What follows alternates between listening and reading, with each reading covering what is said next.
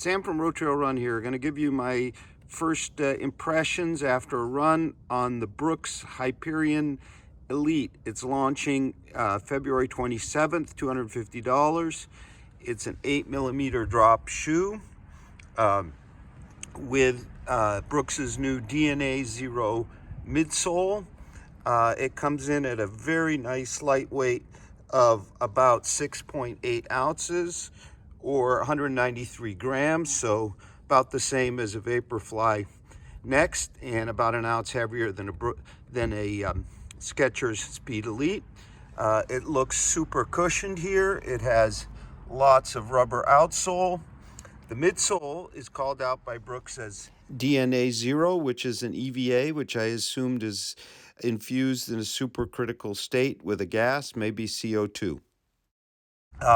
It has a carbon fiber plate that's full length. I'll show you a picture now of where it's located. The plate feels somewhat biased or more present on the medial side, which makes sense for toe off, to keep the toes up.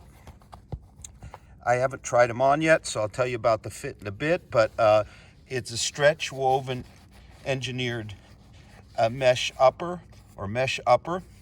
There's a very nice toe bumper here that kind of raises things up. The upper reminds me a bit of some of the Reebok Fast series. The laces are really interesting. They look kind of ragged, but they're actually little protrusions. Maybe that helps with the hold and the tie-up. The tongue is unpadded. It's kind of a thicker leatherette. There's lots of padding and cushioning around the collars. It feels quite plush, but it's certainly not thick. And then there's this little upper area here. Then at the heel, there's no super solid or super stiff heel counter, but there is definitely stiffening at the rear, so it's stiffened through the rear here. The outsole, there's a lot of rubber here, which is quite interesting. We'll see how that all works, how it contributes to stability and maybe firmness. And you can see there's a really prominent decoupling line and a decoupled heel as well. So I'm going to be fitting them up, taking them out, and I'll report back to you in a little bit. This is the Brooks Hyperion Elite, $250. It's launching the end of February 2020. Okay, a mile or so into my run along the New Hampshire coast in the Brooks Hyperion Elite, and here's what I'm feeling. First fit, definitely true to size. In fact, quite high volume through the midfoot. Everything's secure.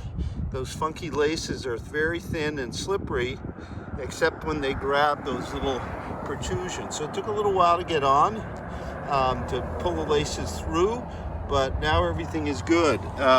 In terms of the ride, okay, well, it feels so far like what Brooks has done here is place themselves squarely between something like a Vaporfly Next and a traditional race flat. There's definitely plenty of cushion. I'm feeling really strong energy rebound from the foam and the outsole without the firmness that I noticed in the Tempo from the outsole, though it was colder that day. The toe off has a gentle but very effective rocker, and I feel that when I'm towing off, it's right at the end of the toe off. It seems that I really feel the effect of the rocker. So in terms of pacing kind of feel, marathon shoe, no question. Enough cushioning here.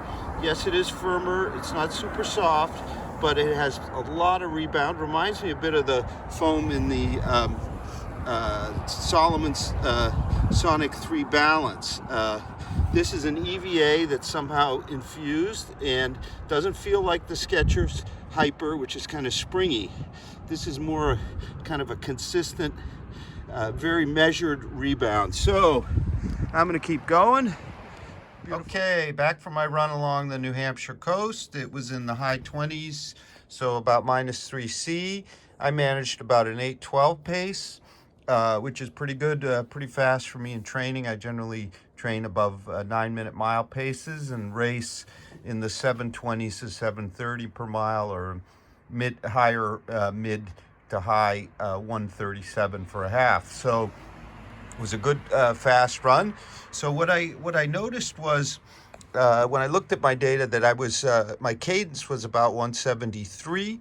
A couple days ago, I ran in the new Skechers Speed Elite 8:04 pace, and I hit a very commendable, for me anyway, 179 cadence, which is about what I'd average in a half marathon at in the 7:30. So what I'm seeing here is I had a fairly low cadence, and I might explain that from something I saw after I ran, because I generally don't pay much attention to the marketing materials till after, that Brooks calls this shoe out as providing a lot of support to keep the foot in the line of travel. So I think what we're looking at here is a very light 6.9 ounces, 6.8 ounces, 193 gram, quite supportive long racer. And that may come from some of the early learnings, because I believe this earlier versions of the shoe were run by Desi Linden, who actually won Boston, I think, in an early prototype. And I believe, and readers and viewers can tell me, that she prefers a support shoe in training. So we might think of this as at least I'm feeling, a support kind of racing or marathon shoe. And there's some things that tell us that may be the case. In addition to the marketing, the midsole is quite firm, but very well cushioned, so quite dense, with quite a bit of rebound, but of the firmer variety. And that camouflages or hides the feel of the plate.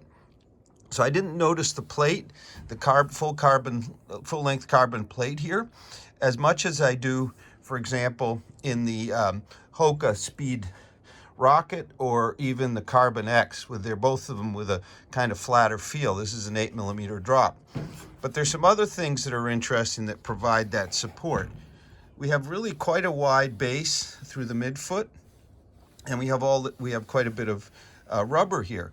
If you compare our shoes to, for example, the Next Percent, you can see how much narrower the waist is of the shoe. The perspective's a little strange. So, but what happens in the Next, I think, is that you're able to come down off the heel and then come onto the plate a little bit easier than you do here, and that may be affecting my cadence with this full-length plate. I mentioned the Skechers Speed Elite, and we're going to have a full multi-test review of that.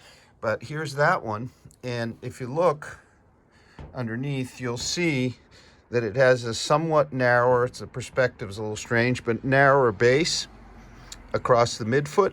And it also, its plate is really concentrated more, is right in here. It's not a full-length plate. So that's maybe why I had that faster cadence. Now, if you want an alternative to the Hyperion Elite from Brooks that doesn't have a plate, we've got the not much heavier Hyperion Tempo. And the Tempo, as you can see, unlike the Hyperion, is a flexible shoe. I ran it about a week ago in Park City, where it was even considerably colder than today here. But I found the outsole rubber really quite firm here. This is somewhat a firmer ride, less kind of polished than the Hyperion Elite. And its midsole is actually the Biomogo DNA from Brooks, but nitrogen infused. Whereas over here, we have Brooks calling it out as an EVA that's somehow lightened and infused. Although there's only about 0.5 of an ounce heavier over here. So this is a more conventional race flat. I found the rubber quite firm. Not here, everything runs a lot smoother.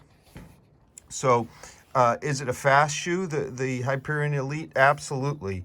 The ride is very responsive, on the firmer side, but very well cushioned. it feels by pressing, and I won't do it here, that the plate ends somewhere in here. So that's where you really feel the late toe off. That's quite distinct. It's not a highly rockered kind of ride. You don't have the kind of sensation you do in the Speed Elite, that you've got this plate right through here where you're really coming down on it and then boom, off you go. So it's a bit more cushioned feel at the forefoot in the Brooks. Not quite as cushioned as the Next Percent, but a little more traditional, conventional kind of final toe-off feel. As far as the upper, I thought about it a bit more as I was running. The fit is superb. This is really a superb upper. Brooks has really been hitting it out of the park with their uppers, and this very light, single layer, engineered mesh, you can see is quite dense, but with plenty of breathability. Really held my foot super well. I think it'll fit a quite broad range of foot types. The toe box is decently wide, but there are no overlays. There's no booty. So it's really a very neat upper. So this shoe may be a bit much for me.